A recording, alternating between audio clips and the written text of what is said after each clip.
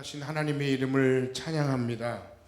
오늘 우리 찬양대 찬양이 굉장히 멋지고 신이 났었는데 그 하나님의 하나님 되심을 우리가 드러내고 찬양하는 것이 우리의 삶의 가장 소중한 사명 가운데 하나인 것을 기억하고 예배와 또 우리 모든 삶의 전 영역에서 하나님을 온전히 높이고 하나님의 사랑이심을 드러내는 여러분들이 되시길 주의 이름으로 간절히 축원합니다. 우리가 하나님을 찬양해야 할 진짜 놀라운 찬양의 이유는 그렇게 거룩하신 우리 하나님께서 우리의 연약함, 우리의 믿음 없음, 우리의 불신앙으로 인해서 우리 스스로 우리를 망친 그런 모든 우리의 현재 모습 가운데도 모든 사람들이 다 나를 모른다고 외면할 수밖에 없는 그 상황 속에서도 하나님은 변치 않고 신실한 그 사랑으로 우리에게 은혜를 베푸시는 분이시라는 사실입니다. 할렐루야. 오늘 그 좋으신 하나님을 기억하고 마음 다해 그 하나님을 찬양할 수 있는 복된 주의 날 아침이 되기를 주의 이름으로 간절히 축원합니다. 우리 옆 사람과 함께 한번 인사하겠습니다. 하나님의 사랑과 은혜가 당신의 삶에 함께하기를 축복합니다.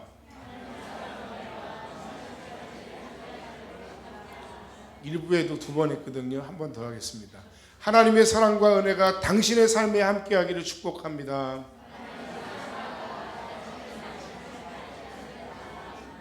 할렐루야. 그 사랑과 은혜가 우리에게서 떠나가면 우리는 정말 비참하고 불행한 인생이 되고 만다는 것입니다. 우리는 우리 주변에서 악인의 형통함을 보면서 참 굉장히 마음이 괴롭고 힘들 때가 있어요. 아니, 저런 사람이 저렇게 잘 된다고?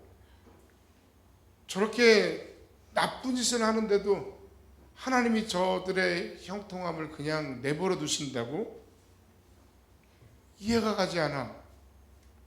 심지어 그래서 우리는 오히려 그 하나님의 말씀대로 믿음대로 살아가기 위해 세상에서 때로는 많은 손해를 보고 어려움을 당하는데 그런 가운데 그런 상황과 그런 사람들을 보게 되면 우리의 마음의 시험이 더 많이 되는 것을 우리가 부인하지 않을 수 없습니다. 부인할 수 없습니다. 여러분 그렇지 않습니까? 그런데 이 부분에서 우리는 한번 생각해 봐야 됩니다. 과연 하나님이 없는 삶의 형통함이 진짜 축복일까? 그것에 대해서 우리는 깊은 생각이, 깊은 성찰이 필요합니다.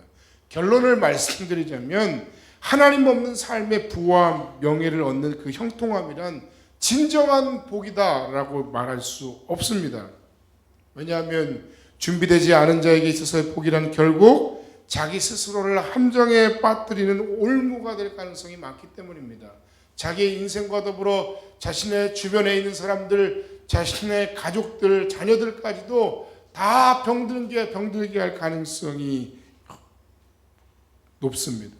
그리고 그런 형통함이란 이 세상 가운데 결코 오래 갈 수 없다는 것입니다. 뿐만 아니라 우리가 살아가고 우리가 추구하는 우리의 모든 삶이 비록 물론 우리의 현재의 삶, 이 세상도 우리가 하나님의 백성으로 살아내야 할 소중한 삶임에 분명하지만 이 세상의 삶이 우리의 삶의 전부가 아님을 우리가 알기 때문에 그리고 마지막 주님 앞에 심판대 앞에서는 그날에 주님께서 친히 말씀하셨던 것처럼 내가 많이 주었으니 많이 요구할 것이다 라고 한 그 책임감의 무게를 우리가 하나님 앞에서 감당해야 한다는 것입니다.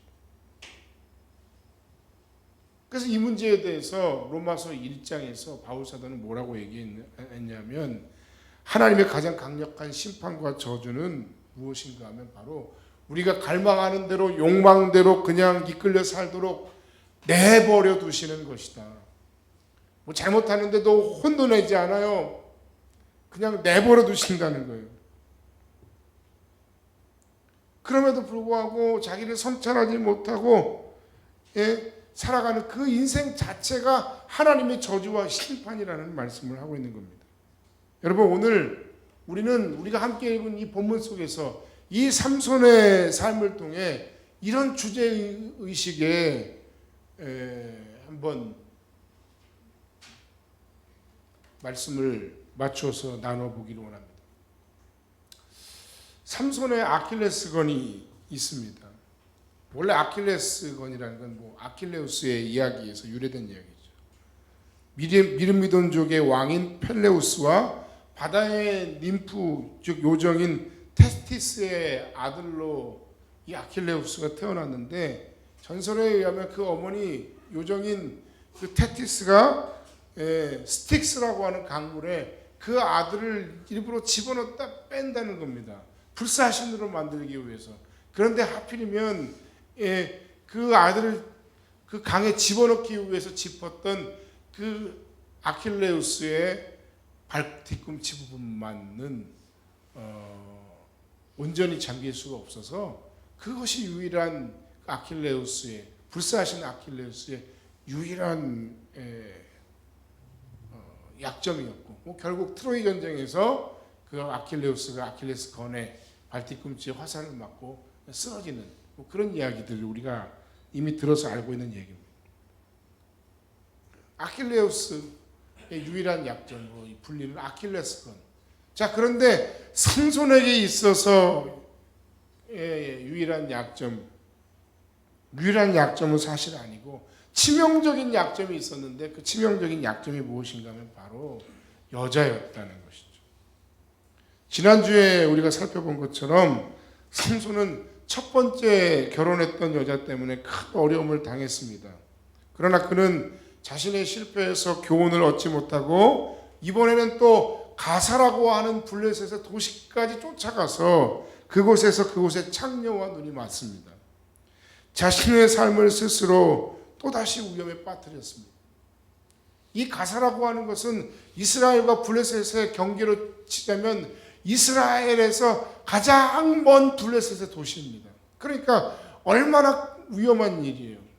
바꿔 얘기하면 얼마나 이 삼손이 마음에 자신감이 넘치고 교만함이 있었는가 하는 겁니다. 블레셋 니까지 놈들쯤이야, 이런 마음이 그에게 있었던 겁니다. 그럼에도 결국 그곳에서 야 이게 웬 떡이냐 하면서 삼손을 잡고 어떻게 도모하려고 하는 그 상황 속에서 2중 3중에 그 경계를 뚫고 그 밤중에 삼손은 그 가사의 커다란 성문을 떼서 그 성문을 들고 60km를 걸고 뛰어서 헤브론까지 와서 헤브론 산 꼭대기에서 그 성문을 버렸다는 거예요.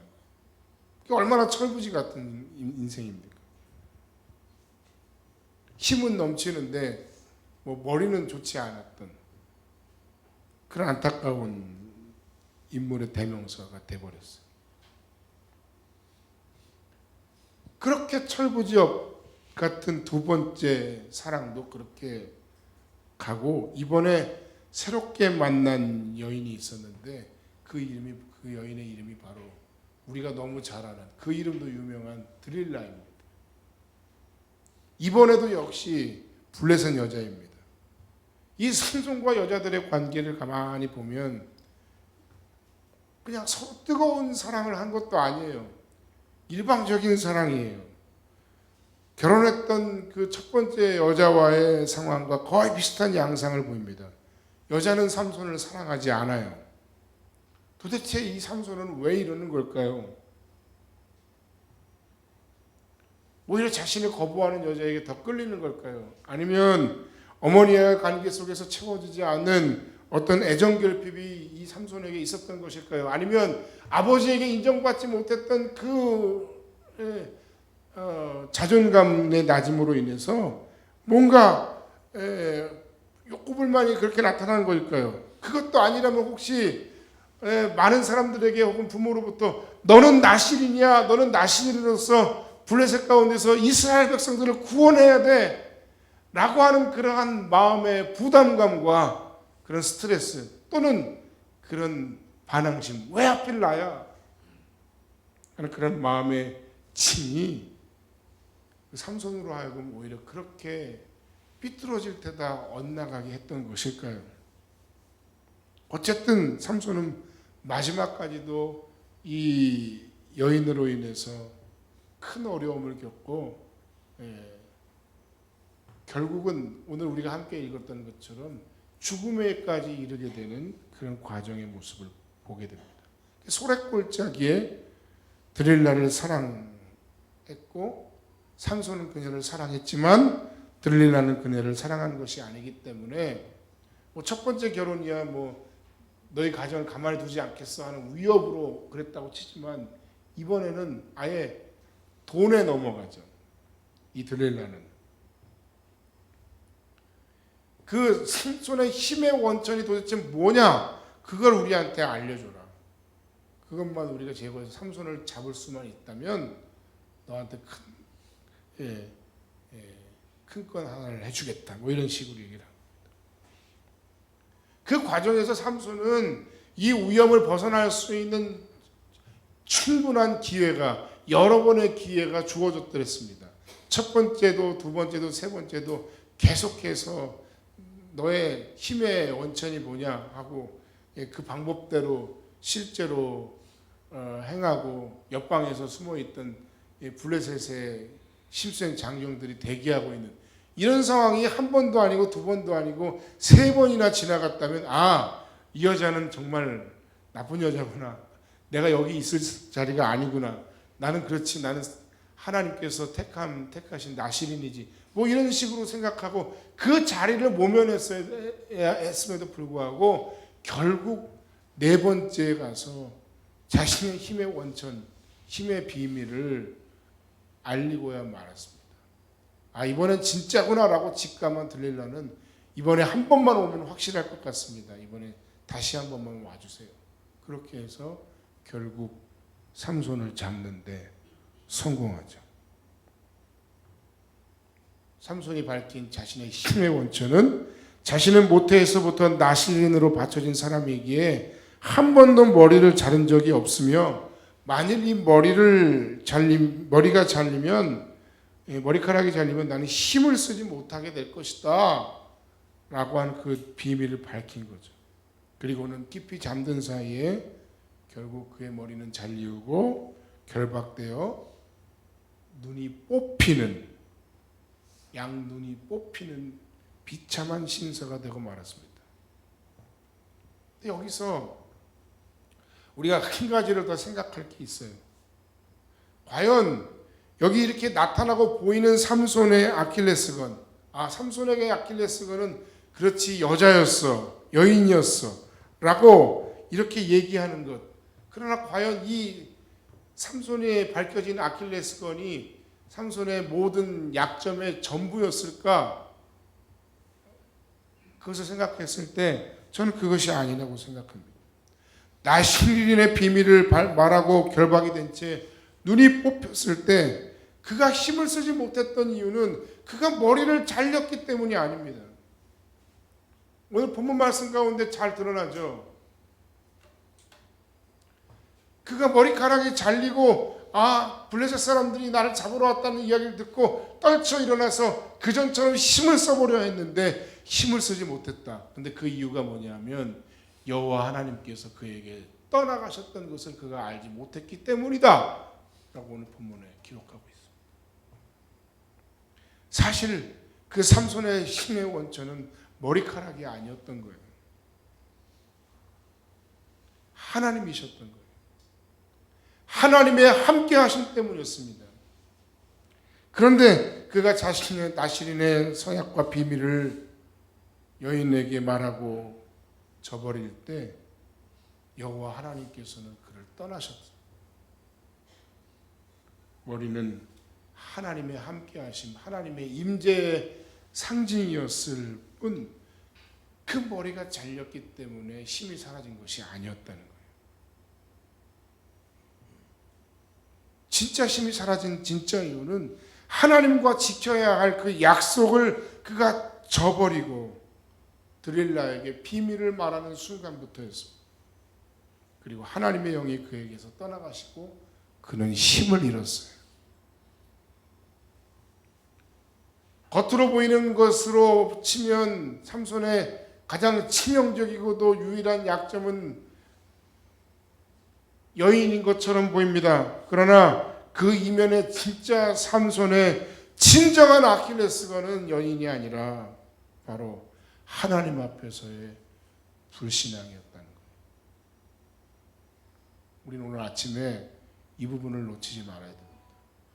양상은 다르고 우리에게 주어져 있는 보이는 우리의 삶의 여러 가지 개개인의 상황에 따른 또 기질에 따른 약점들을 다 우리가 가지고 있어요. 그러나 그것만이 진짜 약점이 아니에요.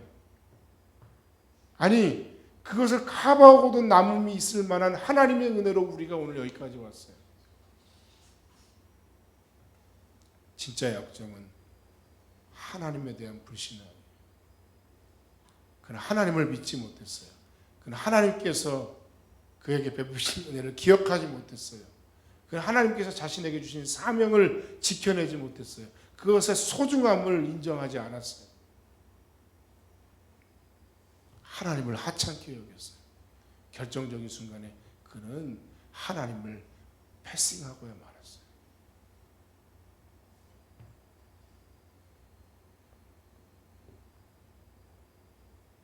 그래서 결국 그는 블레셋의 신전인 다곤 신전이 있는 가사로 다시 끌려가서 노예나 짐승들이 하던 큰 돌맷돌을 굴리는 일을 하는 비참한 신사가 되었습니다.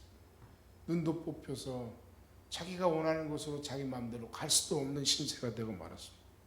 그의 인생이 나락으로 떨어져 버린 겁니다. 그는 구경거리가 되고 엄청난 수치를 경험해야만 했습니다.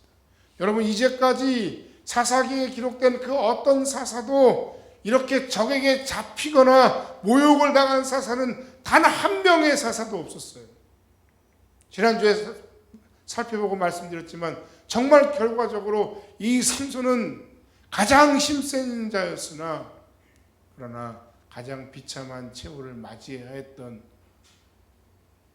가장 엄청난 힘을 가져서 적에게 위협과 공포를 줄 수 있는 사람이었으나 오히려 하나님의 은혜가 떠날 때에 자신의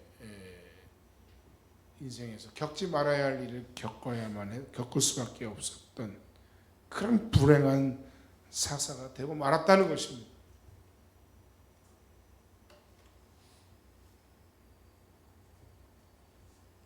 그럼에도 불구하고 그에게는 하나님의 은혜가 임했습니다. 사실 여기까지 온 모든 과정들 가운데 하나님의 은혜를 빼면 삼손의 인생도 뭔가 설명할 방법이 없어요. 그의 인생은 하나님의 은혜로 버텨온 인생이었습니다. 삼손의 지나온 삶, 그 삶은 결코 경건하지 않은 삶이었습니다. 삼손의 지나온 모든 삶, 그는 나신으로서 자신의 부정하게 되는 것을 전혀 신경 쓰지 않는 삶이었습니다. 폭주하는 삶을 그가 살았습니다. 그는 하나님께 대한 신실함에 있어서 빵점이었습니다. 그러나 하나님은 그런 삼손을 떠나지 않으셨고 그리고 그에게 약속하셨던 대로 그에게 은혜를 거두지 않으셨습니다. 그런 모든 불순종과 불신앙의 삶 가운데 그에게 있어서 이런 하나님의 신실하심이 바로 그 악인과도 같은 그런 불신앙, 경건치 못한 삶을 살았던 삼손의 형통함의 비밀이었던 거예요. 하나님의 백성 이스라엘을 위한 거룩한 전쟁이 아닌 개인의 어떤 복수심으로 일으켜 1000명이나 되는 사람을 죽이고 그리고 그런 모든 과정 속에서 목이 말라서 하나님께 분풀이하듯 기도할 때 근데 하나님은 그때 그 순간에도 그의 간구에 귀를 기울이시고 그에게 샘을 허락하십니다. 부르짖는 자의 우물이라고 하는 뜻의 이름의 엔학고레가 바로 그것입니다. 사사기 15장에 기록되어 있죠. 그 은혜는 바로 삼손 개인을 향한 은혜였기도 하지만 동시에 그 은혜는 바로 이스라엘 공동체를 향한 하나님의 은혜였습니다. 그 이스라엘이 여전히 하나님의 백성임에도 불구하고 그 이스라엘이 블레셋과 싸우고자 하는 의지가 없고 그 이스라엘이 하나님 백성대로 하나님 뜻대로 살고자 하는 의지가 없음에도 불구하고 그럼에도 하나님은 그들의 간구를 들으시고 그들을 놓지 않으셨다는 거예요. 바로 그 은혜로 삼손이 이제까지 버텨왔던 것입니다. 나 잘난 맛에 내가 열심히 하고 내가 충성하고 내가 최선을 다했기 때문에 그래도 요만큼이라도 내가 살고 있고 그래서 하나님이 다른 사람 아닌 나를 이렇게 쓰신 것이다 라고 하는 생각이 바로 착각의 시작입니다.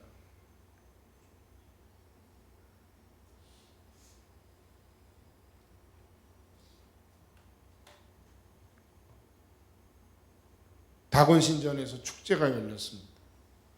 사람들은 삼손을 구경거리로 삼고 모욕을 주기 위해 죽이지 않고 그를 그곳에 부릅니다.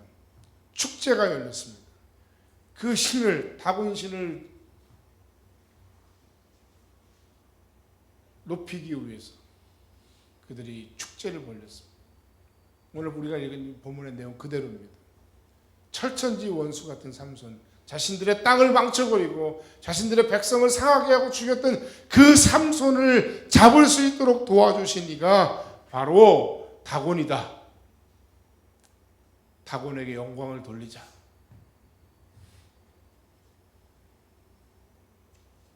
그 비참한 현장에서 하나님의 사람으로 부름받아 오히려 다른 신을 찬양하는 자리에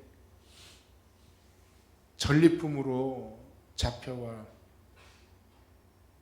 도구로 사용되고 있는 그 현장에서 가장 인생에 절박하고 쓰라리고 아픈 그 실패 현장에서 삼손이 하나님께 엎드려 기도했습니다. 주 여호와여 구하옵나니 나를 생각하옵소서. 하나님이여 구하옵나니 이번만 나로 강하게 하사 나의 두 눈을 뺀 블레셋 사람에게 원수를 단번에 갚게 하소서. 이 기도는 결코 성숙한 기도는 아닙니다. 이 기도의 내용 가운데 보면 여전히 자신이 드러나 있고 자신의 원수를 갚겠다고 하는 감정이 드러나 있습니다. 그 엄청난 모욕과 수치를 당하고 있는 사사가 자신의 삶의 마지막을 직감하고 하나님께 이번 한 번만 내게 힘을 주시면 나로 강하게 하시면 그렇게 간절히 하나님께 엎드려 기도하고 있는 겁니다. 여러분 우리가 꼭 궁지에 몰리고 어려운 상황이 되어야만 우리가 하나님께 엎드려 기도하는 그런 순간들이 있습니다. 삼손만 그런 게 아닙니다. 우리도 마찬가지로 그렇습니다. 평상시에는 별로 그냥 하나님에 대해서 관심이 없고 하나님의 뜻에 대해서 관심이 없고 내가 왜 그렇게까지 살아가야 되냐고 하나님 앞에 반문하고 하나님에 대한 신앙과 하나님을 향한 기도조차 우리가 소비하고 있는 이 시대 가운데